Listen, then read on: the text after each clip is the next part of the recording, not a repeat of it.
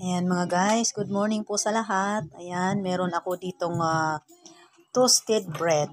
Meron po akong loaf na pag-i-expire na bukas. Ito, tinanggalan ko siya ng mga gilid-gilid. Ayan, yung matitigas dito sa gilid-gilid. Tinanggal ko po yun, pinahiran ko ng butter. Pwedeng butter na dairy cream o kaya yung ordinary na margarine natin mga guys. Ayan, slice po natin siya ng maliliit. Ayan, at atin pong pahiran ng butter nga. Ayan, nilagay ko sa pan kasi lalagay natin sa oven. Ayan. Pagkatapos nating lagyan ng butter sa ibabaw, pwede namang baliktaran kung yun ang gusto nyo. Pero sa akin, kahit sa ibabaw na lang mga guys. Ayan, at lagyan natin ng asukal. Ayan, pwedeng brown na asukal, pwedeng puti kung yun ang nais nyo mga guys. Ayan, ilalagyan ko na siya ng asukal at atin na po yung ilagay sa oven.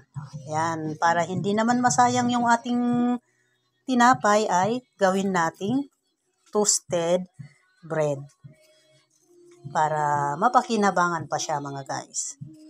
Ayan, pasukan na po kaya ang mga bata pag uwi nila ay naghahanap sila ng kanilang kakainin habang sila ay gumagawa ng assignment nila o kaya nagse-cellphone mga guys. Ayan. Lagyan natin ng asukal. Nasa sa inyo kung gusto nyong lagyan ng madami o konti.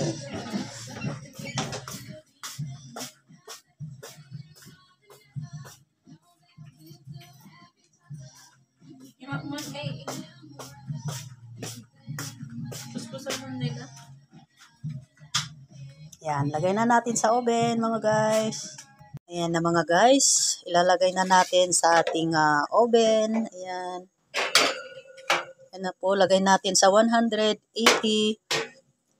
degrees Fahrenheit. At atin pong itosta ng 10 to 20 minutes o hanggang sa makita natin na nag-golden brown ay pwede na po mga guys.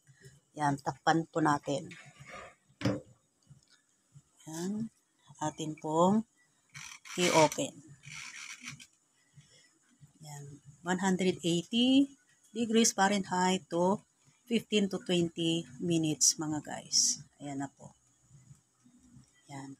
Balikan po natin mamaya pag okay na po siya mga guys.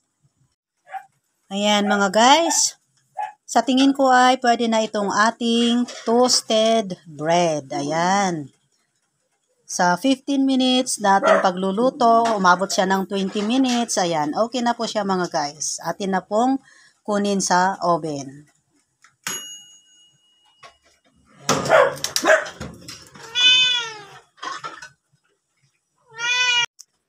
Ayan na mga guys, ito na po ang ating nalutong toasted bread. Ayan, pwede na kayong gumawa. Ayan, sabi ko kanina, bukas ang expired nito. Kaya naisipan kong gawing toasted bread para hindi naman po siya masayang. Ayan mga guys, ang dali lang po. Lagyan po lang natin siya ng butter at asukal. Atin po siyang slicein at ilagay sa oven at meron na tayong toasted bread. Ayan, ayan, ito na po mga guys, ayan.